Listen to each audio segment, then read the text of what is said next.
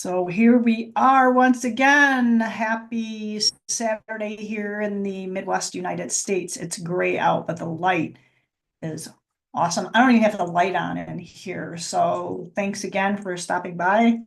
Fix that because it's gonna annoy me a little bit if I don't.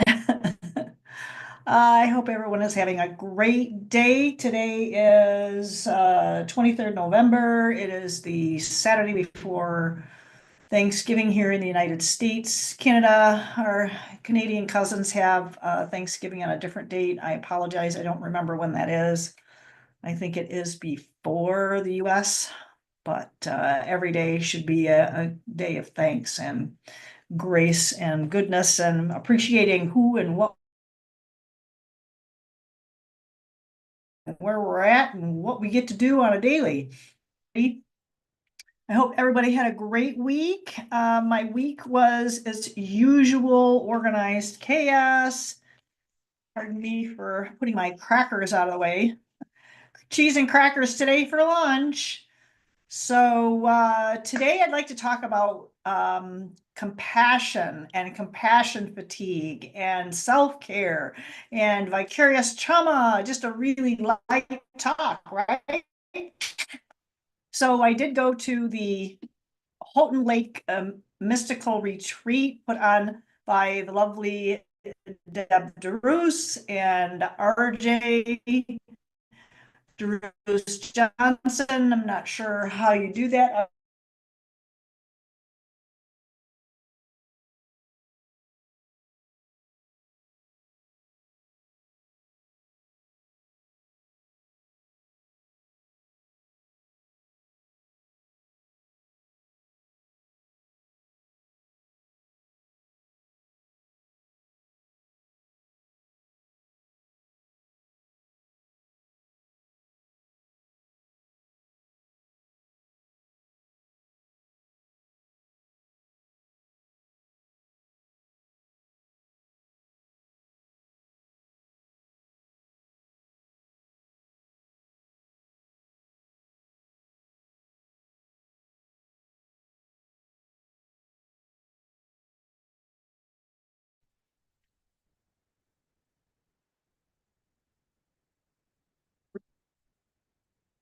So yes, here we go once again. I'm going to double check to see if I am live streaming, and it did lose the connection long enough.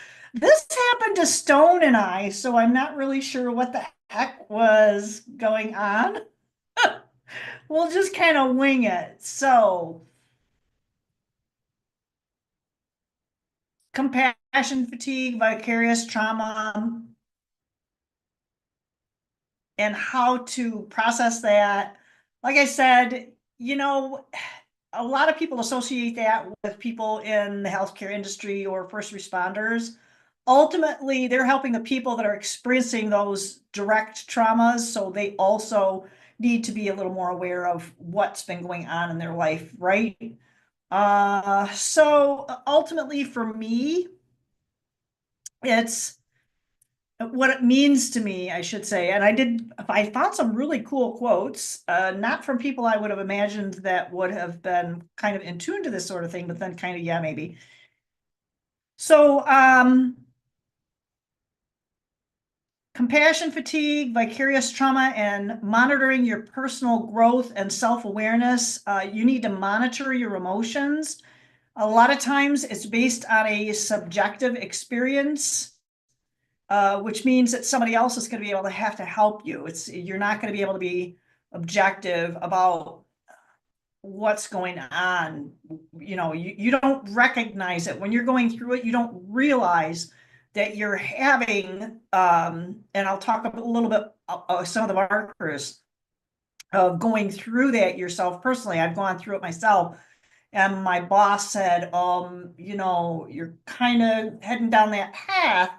And I just kind of thought of, things were just getting rough and people weren't waking up to what they needed to do. So anyway, that's kind of vague, but so anyway, so this could probably be addressed. So when you're dealing with emotionally draining circumstances, this is where you end up experiencing that compassion fatigue, the vicarious trauma, and it becomes more difficult to monitor your own emotions in a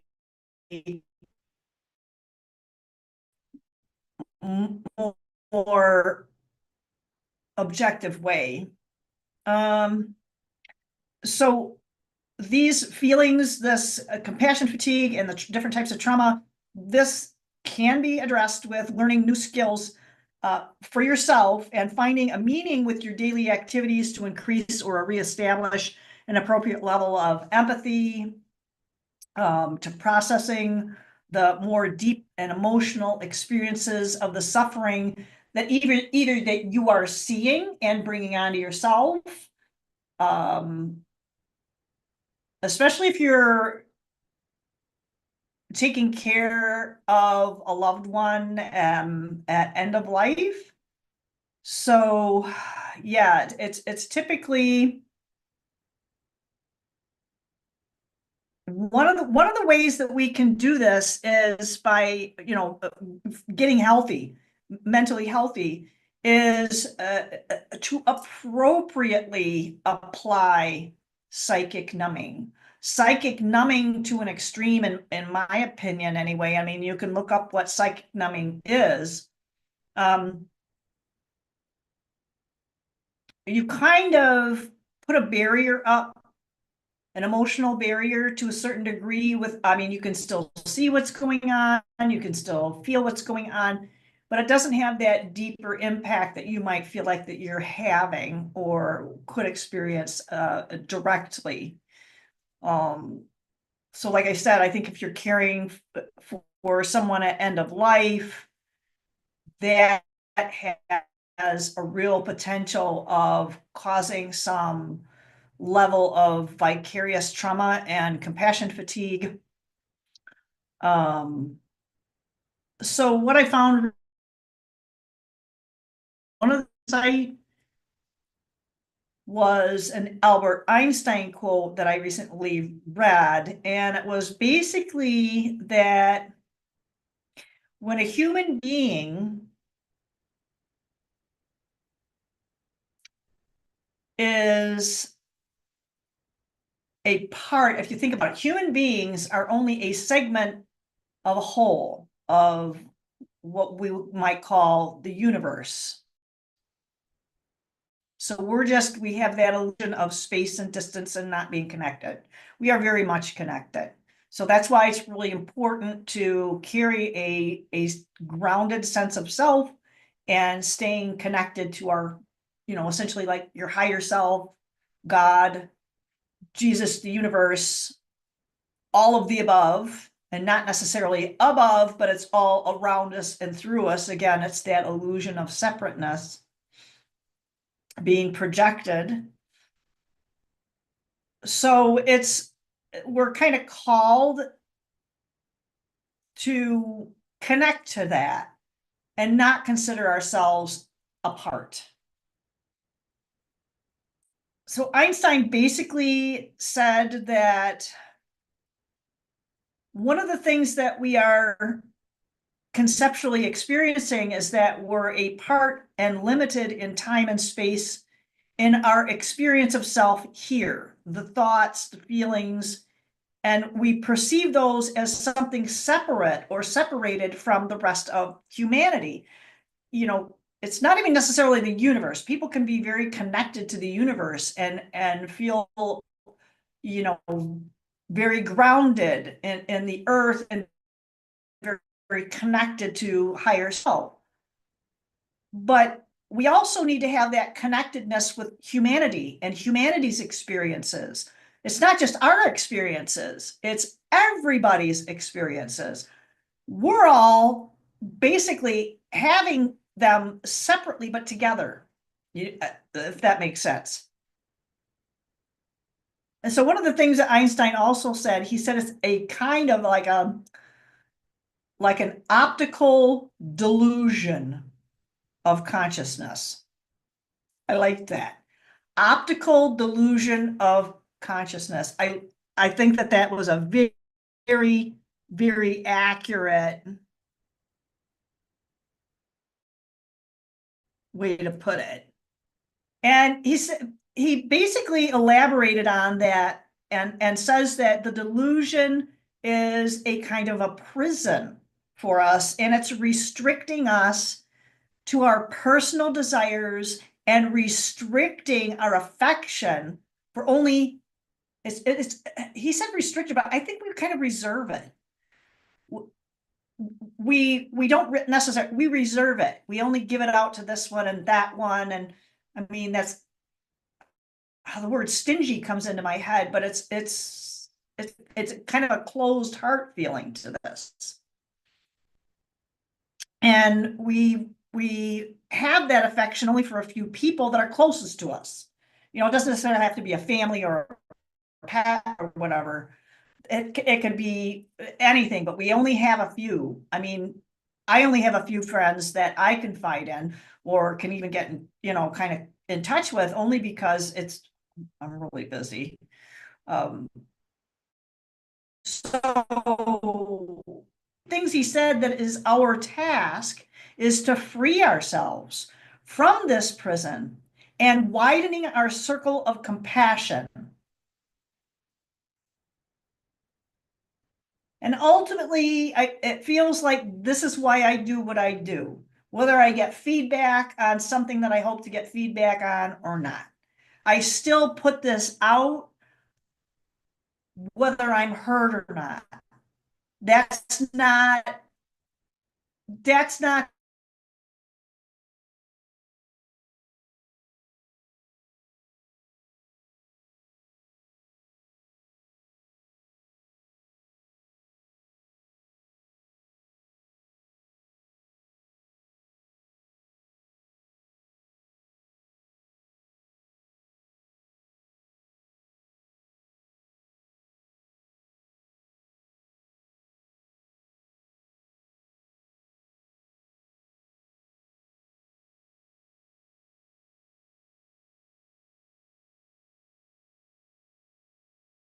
things out. Passes on. I hope you're having an awesome day just for you, because I know. Oh my God. Yeah. So yeah, I gotta do something about that connection before tonight, because I do not, you know, a stone's not in the US, and we got disconnected a few times. Actually, that connection was better than this one I'm having today. It's probably because everybody's doing on their online shopping and whatnot. So anyway, he said that our task is to free ourselves from the prison by widening our circle of compassion and embrace not just other people, but everything. So that's all living creatures, all of nature. One of the things that I've been picking up on feeds in Facebook has been some microbes and images and little movies that somebody's been posting. And I don't know how he's getting these beautiful colors, but they're fabulous. That's how I'm kind of trying to keep this whole micro macro thing into perspective. I thought this was serendipitous, if you will, that this has been, you know, provided to me as an inspiration. And this kind of came up with this whole Einstein quote of, you know, staying connected with everything. He, you know, but he also wanted to say that no one is able to achieve this completely. So this is where the grace, it's kind of like trying to understand, you know, the concept of what God is or what creation is. It's not something that's achievable in full, but while we're here, it's